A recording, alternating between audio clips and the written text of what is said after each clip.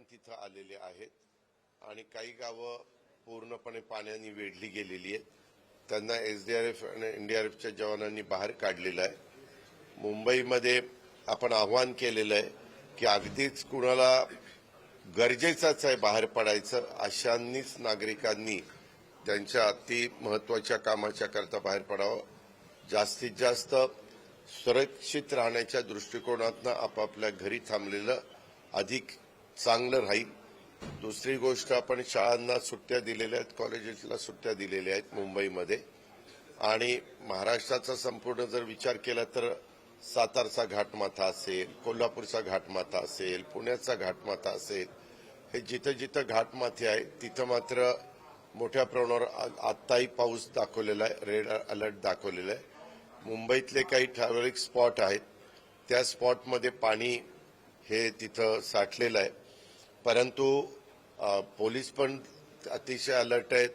आमचे मुंबई महानगरपालिकेचे आयुक्त, नंतर सीपी आणि त्यांची सगळी यंत्रणा हे त्याच्यामध्ये बारकाईनं लक्ष ठेवून आहेत. आमचं इथलं डिझास्टर मॅनेजमेंट हे देखील सगळे लोक, काही जण तर इथंच 24 तासातले फक्त आंघोळीला आणि काही गोष्टीच्या करता बाहेर जातात, नाही तर इथंच बसून त्यांचाही फार बारकाईनं ह्या सगळ्या गोष्टीकडे लक्ष आहे.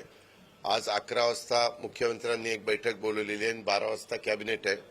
त्या दोन्ही बैठका होणार आहेत, त्या काही रद्द करण्यात आलेल्या नाहीत. अशा पद्धतीनं मुख्यमंत्री कार्यालयांकडनं समजलेलं आहे. आणि पूर्णपणे राज्य सरकार संपूर्ण 36 जिल्ह्यामध्ये बारकाईनं लक्ष ठेवणं, त्यातल्या तिथलं प्रशासन, मग आमचे तिथले एसपी असतील, कलेक्टर असतील, सीईओ असतील आणि काही भागात सीपी आणि आयुक्त असतील, म्हणजे महानगरपालिकेचा परिसर आहे तिथं, त्या सगळ्यांचं अतिशय सगळे लक्ष ठेवणं आणि सगळ्यांना तशा प्रकारच्या सूचना दिलेल्या आहेत. काही ठिकाणी मात्र घटना घडलेल्या आहेत. लोक जात असताना मोटर पाण्यातनं वाहून गेली, त्याच्यातनं 3 लोकांना वाचवण्यात आलं, एकाची डेड बॉडी सापडली. अशा काही बाबतीमध्ये मात्र जीवितहानी ही झालेली आहे. त्याचे पूर्ण आकडे 12 वाजेपर्यंत क्लिअर आपल्याकडे येतील. पण काही काही राज्यातल्या जिल्ह्यांच्या मध्ये जीवितहानी झालेली आहे आणि जनावरं वाहून गेलेली आहेत, काही बेपत्ता झालेली आहेत. अशा प्रकारच्या आपले रत्नागिरी जिल्ह्यातल्या रायगड जिल्ह्यातल्या ज्या 2-3 नद्या आहेत, 3-4 नद्या आहेत, त्याच्यामध्ये विशेषतः खेड, त्याच्यानंतर तुमचं चिपळूण इथली पाण्याची पातळी वाढत चाललेली आहे. अजून म्हणजे धोक्याच्या पातळीच्या जवळपास ती येऊ पाहतीये. अशा प्रकारची साधारण परिस्थिती. मुंबई महापालिकेने सुट्ट्या जाहीर केल्या, शासकीय निमशासकीय, परंतु कन्फ्युजन असं झालंय की मंत्रालय सुद्धा एक मिनिट, मुंबई महानगरपालिकेने सुट्ट्या जाहीर केलेल्या आहेत. मंत्रालयामध्ये ज्यांना शक्य असेल ते येत आहेत. वास्तविक आज आता मी तुम्हाला सांगितलं 11 वाजता आणि 12 वाजता मीटिंग आहे. 12च्या मीटिंगच्या मध्ये त्याबद्दलची पुढचा निर्णय होईल. 12ला काय नक्की परिस्थिती राहतीये, कारण चीफ सेक्रेटरी बोलत असताना असं म्हणत होते की मुंबईला सुट्टी जाहीर केली की ती मंत्रालयाला पण आपोआप होते असं. परंतु काहींचं म्हणणं असं आलं की मंत्रालयाला वेगळी सुट्टी जाहीर करायला पाहिजे. परंतु तसा अद्यापर्यंत निर्णय घेण्यात आलेला नाही, कारण आजची कॅबिनेट आहे.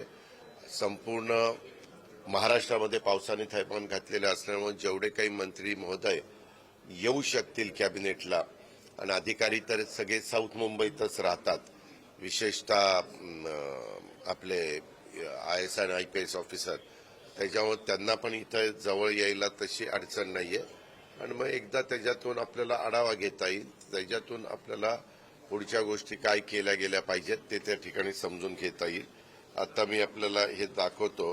हे पालघर, ठाणे, मुंबई, रायगड, रत्नागिरी हे रेड अलर्ट दाखवलेला तो भाग आहे आणि बाकीचा येलो अलर्ट आहे. आपल्या महाराष्ट्र पूर्णपणे रेड अलर्ट काही भागात ऑरेंज अलर्ट, काही भागात येलो अलर्ट, अशा पद्धतीनं ह्या तिन्ही गोष्टींनी महाराष्ट्र व्यापलेला आहे. नांदेड हा रेड अलर्ट दुसरं गडचिरोलीच्या भागामध्ये थोडा पाहायला मिळतोय. नंतर हे खालच्या म्हणजे मी 4-5 जिल्ह्यांची नावं सांगितली, तिथं एक ते दाखवतोय. दादा, नांदेडमध्ये जे आहे ते रेस्क्यू ऑपरेशन आता खऱ्या अर्थानं सुरू झाले. काल रात्रीपर्यंत त्या गावांमध्ये पाणी होतं, अनेक लोक जे आहे ते अडकलेली होती. खऱ्या अर्थानं रेस्क्यू त्या ठिकाणी सुरू झाले. अत्यंत भयान अवस्था आहे त्या नांदेड. बरोबर आहे, म्हणूनच तिथं पूर्णपणे बोटीची व्यवस्था करून एसडीआरएफ आणि एनडीआरएफचे जवान तिथं काम करतायत. आणि शिवाय आपण मिलिटरीला पण तिथं पाचारण केलेलं आहे. पूर्णपणे सगळेजण तिथं लक्ष ठेवून आहेत.